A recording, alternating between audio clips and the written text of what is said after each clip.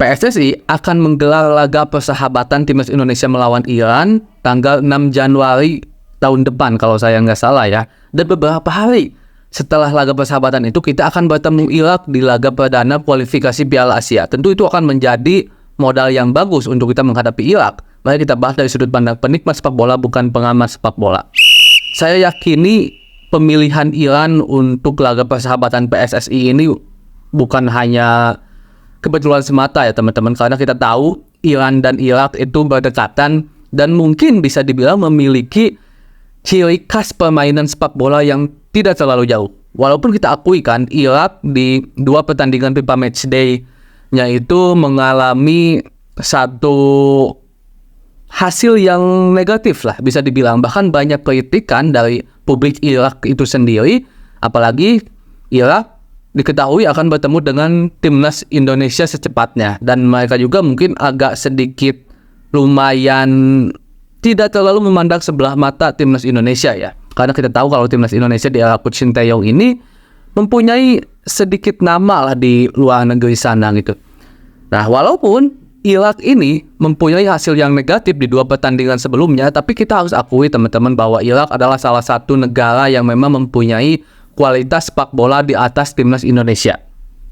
Kalau sekarang gimana? Kalau sekarang saya nggak tahu ya. Kalau dilihat dari pertandingan Timnas Indonesia kan, apalagi saat melawan tim-tim yang jauh levelnya di atas kita secara ranking FIFA, saya itu selalu mempunyai keyakinan bahwa Timnas kita itu memang sudah sangat berkembang.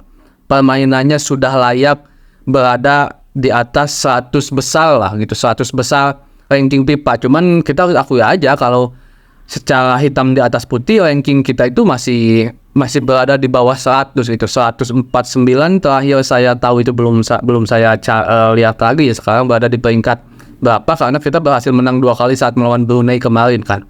Nah, teman-teman, ini saya sangat yakin kalau Coach Sinteyong ingin mencoba pemain-pemainnya untuk bisa menghadapi tim yang memang mempunyai karakteristik permainan Timur Tengahan gitulah, Asia yang memang dekat dengan Irak gitu. Pemilihan Iran tentu ini akan menjadikan satu modal atau satu langkah yang penting bagi Timnas Indonesia untuk bisa menghadapi Irak di laga perdana kualifikasi Piala Asia nanti gitu teman-teman.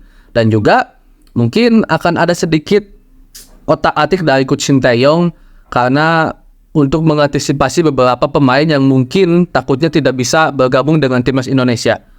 Dan banyak hal, mungkin kurang fit kah, atau mungkin tidak diizinkan klub kah, atau apa dan segala macamnya ya. Dan proses melawan Iran ini, walaupun ini baru rencana, saya yakini juga akan menjadi sedikit menuju ke arah adaptasinya Timnas jika melawan tim-tim di daerah Asia gitu, terutama Asia Timur gitu, Asia Selatan gitu teman-teman kan. Karena kita harus akui kalau kita masih dibilang dari segi pengalaman ya buta mungkin melawan tim-tim negara-negara Asia Timur, Asia Tengah gitu, karena kita belum bertemu dengan mereka kecuali ya dulu-dulu sebelum dinahkodai oleh Coach Sinteyong. Kemarin kita ngelawan Curacao gitu, kemarin kita ngelawan Argentina. Walaupun ada sedikit melawan Turkmenistan tuh, walaupun itu Turkmenistan bisa dibilang menjadi sedikit referensi yang kurang lebih permainan mereka mirip-mirip kalau menurut saya. Iran, Irak, Turkmenistan itu mirip-mirip permainannya, kecuali Jepang ya. Jepang itu bagi saya walaupun Asia tapi kualitasnya udah bagus banget, apalagi sekarang sedang ada di top performanya.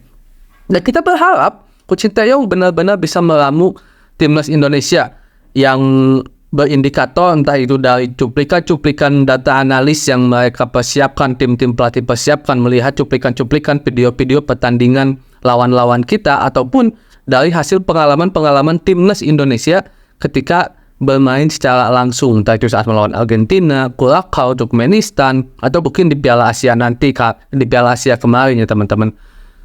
Kita harus akui kalau ini adalah pertandingan yang berat.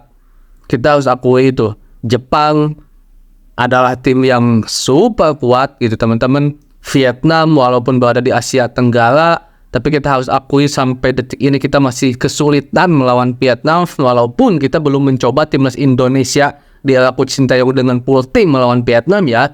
Tetapi optimistis itu ada. Sekali lagi saya ulangi, optimistis itu ada.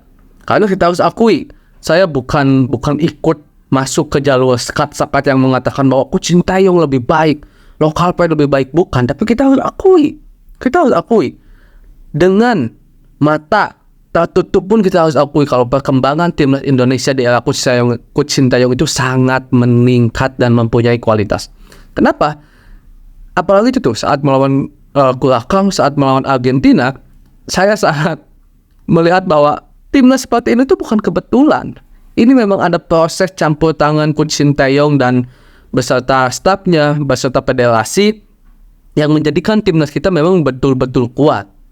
Itu yang menjadi kita mempunyai optimistis yang lebih di Piala Asia ini, walaupun jika dilihat dari sudut pandang yang lain, kita pun tidak boleh mengecilkan lawan-lawan timnas Indonesia karena mereka mempunyai kualitas. Segitu saja dulu mungkin pembahasan kali ini. Assalamualaikum.